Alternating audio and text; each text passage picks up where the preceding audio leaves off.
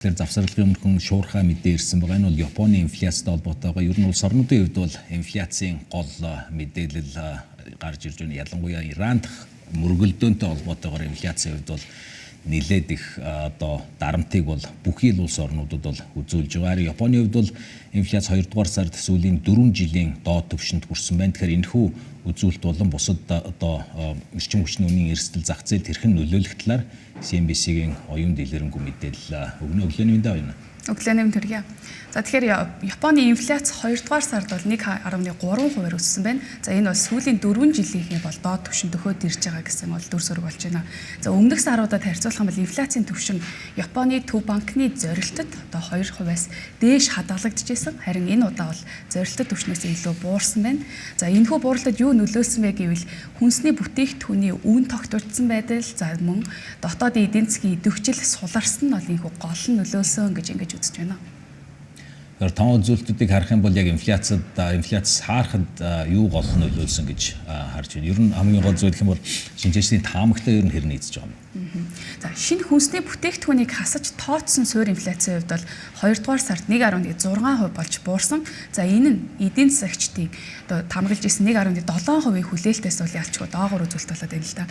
Тэгэхээр энэ бол 1-р сард бүртгэгдчихсэн 2% өсөлттэй харьцуулах юм бол ялцчгүй мэдгэцгүйцээ саарсан ийм дүр зураг болж байна.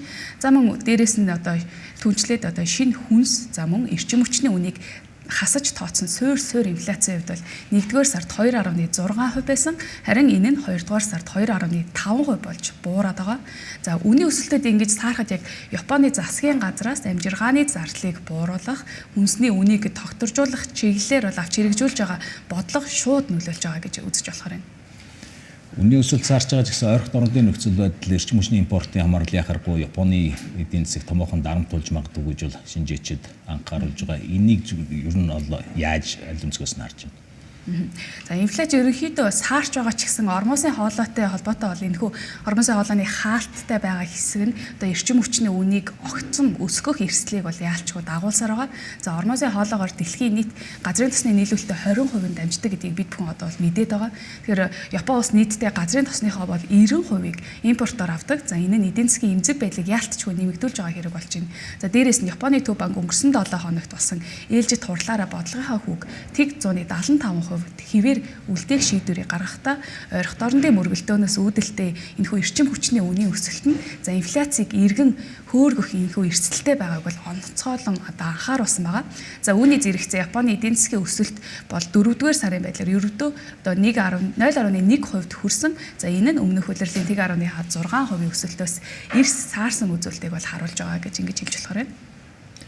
Тэгвэл ер нь цаашид инфляцийн төлөв ялангуяа засгийн газраас хэрэгжүүлж байгаа арга хэмжээний талаар багц зээлд ямар хүлээлт үүсэж байгаа юм? За Японы төв банк 4-р сарын 1-ээс эхлээд 2026 оныхоо санхүүгийн жилд суурь инфляцийн түвшнийг 1.9%, за харин суурь инфляцийг бол 2.2% хүргэнэ гэж урьдчилан таамаглаад байгаа. За төв банкны тооцоололоор энэ оны эхний хагаст инфляцийн жилийн дүнгээр авч үзэх юм бол 2%-аас доош хадгалагдах бол магадлал бүрэн байгаа. За улс төрийн хүрээнд ч гэсэн тодорхой амлалтууд ч гэсэн гарч ийн л та тухайлж хэлэх юм бол за энд юу вэ гэхээр одоо ерөнхий сайд Санаи Такаичигийн хувьд сонгуулийнхаа сурчилгааны үеэр хүнсний бүтээгдэхүүний 8% татварыг 2 жилийн хугацаатаагаар зогсооно гэдгийг бол онцолж хэлсэн. За мөн энэ өрхийн хэрэглээг бол дэмжих алхам болно гэдгийг үүгээрээ дамжуулж бол хэлсэн байгаа даа. Мэдээлэл байна.